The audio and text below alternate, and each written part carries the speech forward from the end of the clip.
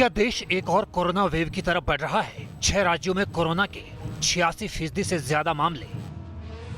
महाराष्ट्र में लॉकडाउन की दस्तक हो चुकी है। कोरोना की आहट से दिल्ली भी सहमी हुई है।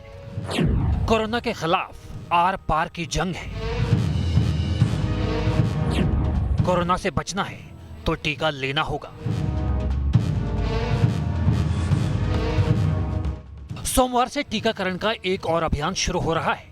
इस अभियान की कामयाबी से तय होगा कि कोरोना के एक और वेव को हिंदुस्तान रोक पाएगा या नहीं। देश में कैसी है वैक्सीनेशन की तैयारी, इसे समझने के लिए न्यूज नेशन की टीम ग्राउंड जीरो पर मौजूद है। सबसे पहले चलते हैं मुंबई, जहां कोरोना की दस्तक लगातार डरा रही है। महाराष्ट्र में कोरोना के मामले लगातार बढ़ रहे हैं। 1 मार्च से शुरू हो रही वैक्सीनेशन की यहां खास तैयारियां की गई। तैयारियों को देखने और समझने के लिए चलते हैं मुंबई के एक वैक्सीनेशन सेंटर में। मुंबई के बीकेसी स्थित जंबो कोविड वैक्सीनेशन सेंटर में इस वक्त हम मौजूद हैं, जहां हर रोज करीब 2000 लोगों को वैक्सीन दिया जाता है। अब जो मुंबई के आम लोग हैं, यानी कि जो सीनियर सिटीजन्स होंगे और 45 से ज़्यादा उम्र वाले कोमॉर्बिडिटी के जो पेशेंट होंगे, उन्हें भी वैक्सीन दिया जाएगा। ऐसे में जब लोगों की संख्या बढ़ेगी तो तैयारियां क्या होगी, ये दिखाने के लिए आपको हम इस सेंटर के अंदर ले जा रहे हैं। देखिए, तमाम ये जो लोग बाहर निकल रहे हैं, ये वैक्सीन लेकर बाहर निकल रहे हैं। ये फ्रंटलाइन वॉरियर्स हैं, ये हेल्थ वर्कर्स हैं। और तैयारियां क्या है ये आपको हम दिखाते हैं। देखिए, सबसे पहले आपको यहाँ पर आना पड़ेगा। यहाँ पर आपको टोकन दिया जाएगा और इस टोकन यहाँ से टोकन लेने के बाद जो है वो आपको इस वेटिंग एरिया में इंतजार करना पड़ेगा। और वैक्सीनेशन सेंटर में हमने रजिस्ट्रेशन से लेकर वेरिफिकेशन, फिर वैक्सीनेशन और फिर ऑब्जर्वेशन, इस प्रक्रिया को समझने की कोशिश की। आपको हम दिखाते हैं तैयारियां कितनी ज़बरदस्त यहाँ पर की गई है, क्योंकि आने वाले समय में जो वैक्सीन लेने वाले लोग होंगे उनकी संख्या बढ़ेगी। तो देखिए, ये दूसरा एरिया है जहाँ पर अब लोग बैठकर उनका ये देखा जाएगा कि वो जो लोग पहुँचे हुए हैं वो वाकई में रजिस्टर्ड हुए हैं या नहीं है। यानी कि आपने ये बता दिया कि आपने खुद को रजिस्टर्ड किया है, तो यहाँ पर वेरीफाई किया जाएगा कि आप रजिस्टर्ड हैं कि नहीं हैं। आपका वेरिफिकेशन होने के बाद आपको ये बताया जाएगा कि आपको वैक्सीनेशन के लिए कौन से कमरे में जाना है। तो सामने आप देख सकते हैं, ये वैक्सीनेशन एरिया है। आपको अंदर लेकर चलते हैं। ये वैक्सीनेशन एरिया है और यहाँ पर लोगों को वैक्सीन दिया जा रहा है। दिखाते हैं आपको। देखिए, यहाँ पर लोगों को वैक्सीन दिया जा रहा है। यहाँ पर वैक्सीन लेने के बाद, जैसा कि हम जानते हैं कि आपको आधे घंटे तक ऑब्जर्वेशन पर रहना पड़ेगा कि कहीं आपको कोई रिएक्शन तो नहीं हो रहा है या वैक्सीन लेने के बाद आपको कोई परेशानी तो नहीं हो रही है। तो ये वो एरिया है जहाँ पर वेटिंग एरिया, जहाँ पर लोग आधे घंटे तक इंतज़ार कर रहे हैं। उन पर ध्यान रखा जा रहा है कि आधे घंटे के अंदर उन्हें कोई परेशानी तो नहीं हो रही। मुंबई में हार्ड इम्यूनिटी डेवलप हो और कोरोना संक्रमण की चेन टूटे, इसलिए बीएमसी वैक्सीनेशन पर ज्यादा जोर दे रही है। वैक्सीनेशन की रफ्तार बढ़ाने के लिए इस चरण में ग्रुप वैक्सीनेशन पर जोर दिया जा रहा है। लोगों में हर्ड इम्यूनिटी जल्दी डेवलप हो, इसलिए बीएमसी ग्रुप वैक्सीनेशन कॉन्सेप्ट लेकर आई है, जिससे फ्रंट लाइन वर्कर्स और हेल्थ वर्कर्स ग्रुप में जाकर अपना वैक्सीनेशन करवा सकेंगे। मेरे साथ बात करने के लिए Mumbai Covid BKC jumbo hospital के डीन डॉक्टर राजेश डेरे हैं। सर, किस तरह का ये ग्रुप वैक्सीनेशन क्या है बेसिकली? ये जो ग्रुप वैक्सीनेशन फ्रंट लाइन और हेल्थ केयर वर्कर का कंसेप्ट है, इसमें ये होता है कि आप ग्रुप में रजिस्टर करिए, इन्फॉर्म करिए, दिए हुए टाइम पे आइए, तो एक साथ ज़्यादा नंबर का हम कर पाएंगे और जितना ज़्यादा नंबर हम वैक्सीनेट कर पाएंगे उतनी इम्यूनिटी लोगों में बढ़ती जाएगी। और हमको भी अच्छा रहेगा कि एक एक आने से ग्रुप में आए तो हम अपनी तैयारी पूरी रख देंगे और उनको भी ड्यूटी पे यार अपने कुछ काम पे जाना है तो जल्दी से जल्दी यहाँ से उनको छोड़ देंगे।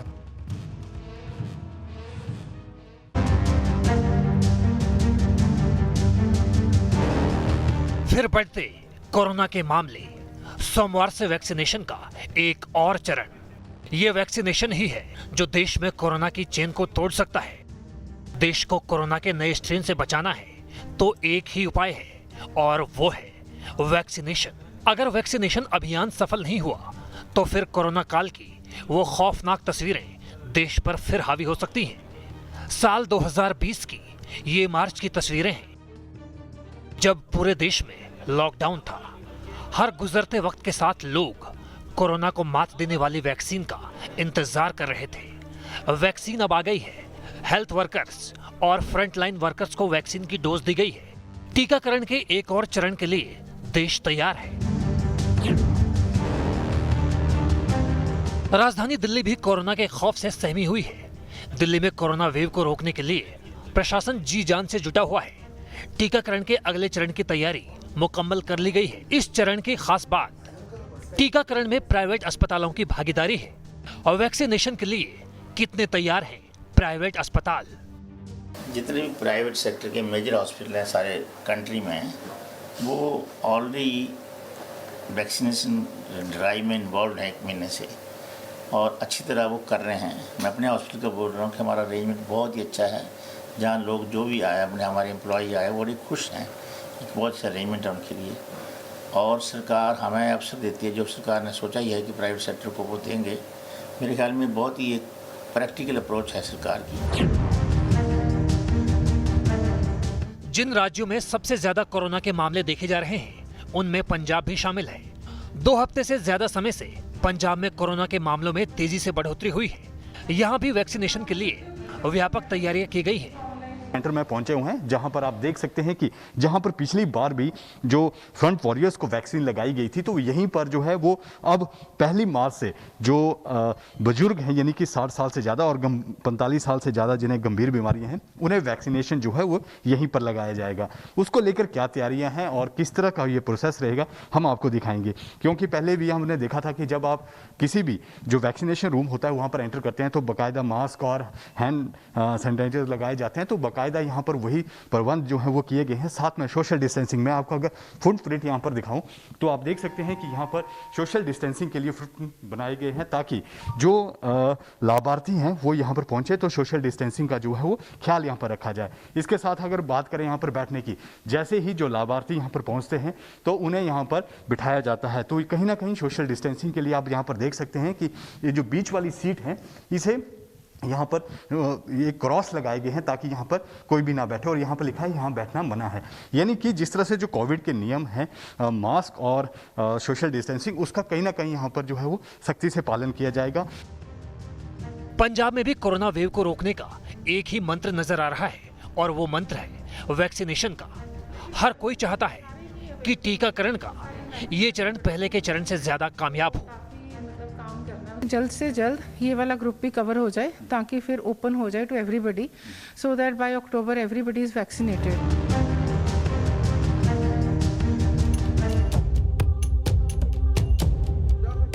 देश के हर हिस्से में कोरोना टीकाकरण अभियान को लेकर तैयारी चल रही है। टीकाकरण के अगले चरण में बुजुर्गों को टीका लगना है और लखनऊ में इसकी तैयारी जोर शोर से चल रही है। यूपी में फैसिलिटेड रजिस्ट्रेशन पर खास जोर दिया जा रहा है। इसके तहत सरकार खुद संपर्क कर रही है। 1 मार्च से सीनियर सिटीजन का टीकाकरण होना है, लेकिन उत्तर प्रदेश की अगर हम बात करें तो इसकी सॉफ्ट लॉन्चिंग 4 मार्च से की जाएगी। 4 मार्च को किसी वृद्धा आश्रम में जाकर सबसे पहले वहां बुजुर्ग लोगों का टीकाकरण किया जाएगा। स्वास्थ्य विभाग की तैयारियां हैं, उसके अनुसार कोई भी बुजुर्ग व्यक्ति अपने आसपास के किसी भी टीकाकरण केंद्र पर टीका लगा सकता है। चूँकि सबसे पहले स्वास्थ्य कर्मियों का टीकाकरण किया गया, उसके बाद फ्रंटलाइन वर्कर का टीकाकरण किया गया, अब दूसरी डोज जो है वो दी जा रही है। ऐसे में जो वृद्ध लोग हैं उनका भी टीकाकरण इसी अभियान के तहत शुरू किया जाएगा। उत्तर प्रदेश के तमाम बूथों पर टीकाकरण होगा। 4 मार्च से लखनऊ में बुजुर्गों के लिए टीकाकरण के खास अभियान का आगाज होगा। स्वास्थ्य कर्मचारी इसको लेकर बेहद उत्साहित हैं। 4 मार्च से सरकार ये तय कर रही है कि जो वृद्ध लोग हैं, जो 60+ लोग हैं, 50 के लोग हैं, उनका टीकाकरण किया जाएगा। तो भी आप क्या आते हैं तो आप लोग तैयार हैं? बिल्कुल, जैसे हम अपने हेल्थ वर्कर्स के लिए कर रहे हैं, हम अपने आम जनता के लिए क्यों नहीं करेंगे? अगर हमारा बूथ कंटिन्यू रहेगा तो हम उनकी भी सेवा करेंगे। तो टीकाकरण करने वाले लोग तैयार हैं कि पहले हमने हेल्थ वर्कर का टीकाकरण किया, फ्रंटलाइन वर्कर का टीकाकरण किया। ऐसे में अगर बुजुर्ग आते हैं, सीनियर सिटीजन आते हैं और इनको उनकी जिम्मेदारी मिलती है टीकाकरण के लिए, तो ये तैयार हैं पूरी तरह से। हालांकि स्वास्थ्य विभाग ने पहले तय कर दिया है कि बूथ कुछ और ज़्यादा बढ़ाए जाएंगे, चूँकि वृद्ध लोगों को घर से निकलने में समस्या होती है। ऐसे में उन्हें आने जाने में कोई दिक्कत ना हो, इसके लिए गली मोहल्लों तक में बूथ बनाए जाएंगे।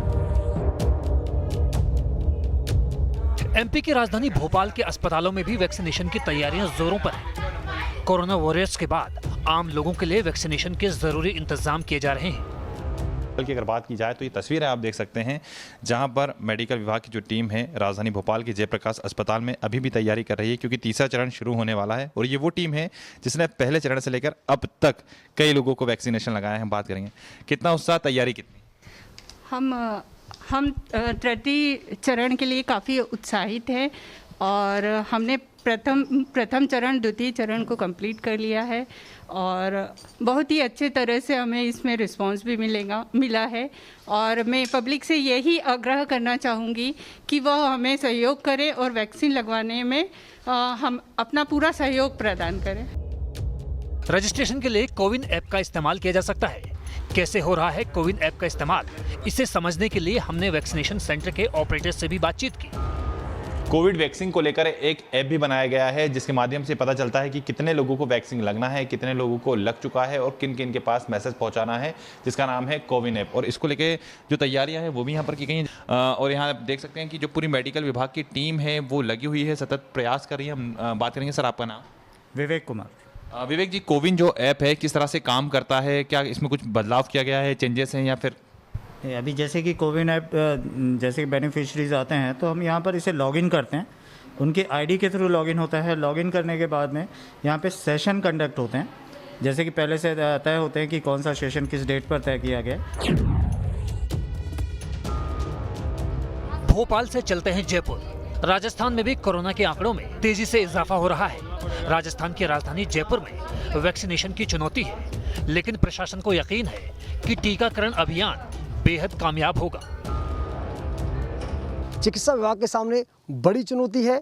इसको लेकर किस तरह की तैयारियां हो रही हैं, क्या इस वैक्सीनेशन में जो पहले और दूसरे चरण में जिस तरह की तैयारियां रहीं या जो सीन हमको देखने को मिले, क्या वही रहेंगे या किस तरह के बदलाव किए जा रहे हैं, इन तमाम सवालों के जवाब के लिए मेरे साथ हैं CMHO नरोत्तम शर्मा। उनसे बात कर रहे हैं। सर, 1 मार्च चिकित्सा विभाग के लिए बड़ी चुनौती है, क्योंकि अब तक तो कोरोना फ्रंट वॉरियर्स और फ्रंट लाइन वर्कर्स का ही वैक्सीनेशन हुआ था, लेकिन अब चूँकि आम जनता के बीच जा रहे हैं, तो एक आप बता रहे थे कि अब तय किया है कि 50 साल के बजाय 60 साल से अधिक का वैक्सीनेशन होगा, तो इसकी किस तरह की तैयारियाँ? राजस्थान सरकार द्वारा अभी VC भी ली गई है, तो उसमें सब निर्देश दिए गए हैं माननीय चीफ सेक्रेटरी महोदय और हेल्थ सेक्रेटरी महोदय द्वारा। 1 मार्च से हमारे यहाँ पर जो 60 साल से ऊपर लोग हैं और 45 साल से 59 साल के वो लोग जो कोमॉर्बिडिटी के शिकार हैं, उन लोगों का वैक्सीन शुरू किया जाएगा। उसके तहत सारी प्रक्रिया किस तरह की जानी है।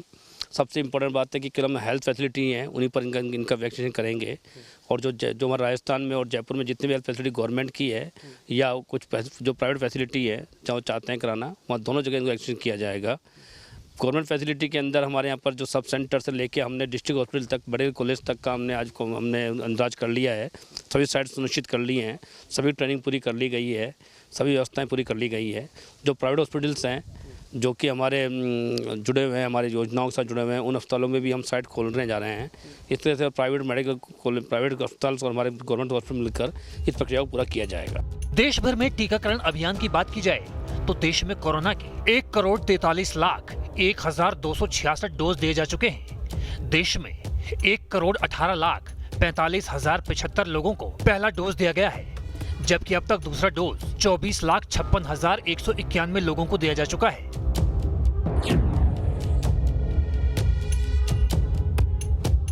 पूर्व से पश्चिम और उत्तर से दक्षिण देश में हर जगह लोग वैक्सीनेशन की ही चर्चा कर रहे हैं। बेंगलुरु में भी तैयारियां जोरों पर हैं।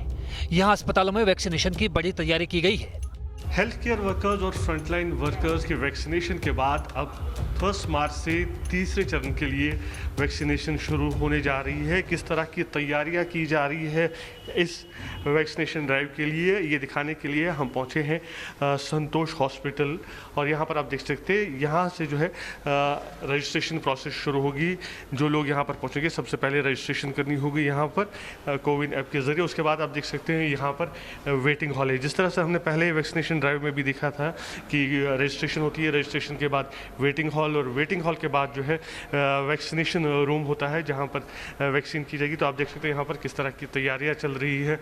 ये पूरा साइड जो है ये वैक्सीनेशन के लिए रखा गया है और ये वाला हॉल का साइड जो है ये ऑब्जर्वेशन एरिया रहेगा। इसको पूरा कर्टन लगाए जाएंगे और ये ऑब्जर्वेशन एरिया के लिए रखा गया है। और क्या क्या किया जाएगा यहाँ पर, किस तरह से तैयारियाँ की जाएगी, क्योंकि इस बार जो है वैक्सीनेशन सीनियर सिटीजन्स की होने वाली है। इस पर बात करने के लिए हमारे साथ इस समय मौजूद है डॉक्टर संतोष।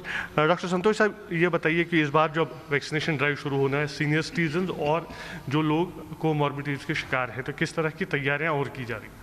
सर, पहले तो ये वैक्सीनेशन ड्राइव जो होने वाला है वो सीनियर सिटीजन जो अबव 65 ईयर्स के लोग होने वाले हैं उनको करेक्ट किया जाएगा। साथ ही साथ में जो 45 ईयर्स से लेके 60 ईयर्स तक जिसको कोमॉर्बिडिटीज़ है, जैसे डायबिटीज़, हाइपरटेंशन, दूसरे किडनी डिसऑर्डर्स, उन सब के लिए पहले ये ड्राइव किया जाएगा। तो इसके लिए हमको बहुत ही एहतियात बरतनी पड़ेगी। और साथ में हमने ऐसे प्लान किया है कि जैसे ये पेशेंट अंदर आता है या पर्सन अंदर आता है, वैक्सीनेशन लेने के बाद अलग से जोन में उनको कॉर्डन ऑफ करेक्ट किया जाएगा, उनको आधे घंटे के लिए ऑब्जर्वेशन किया जाएगा।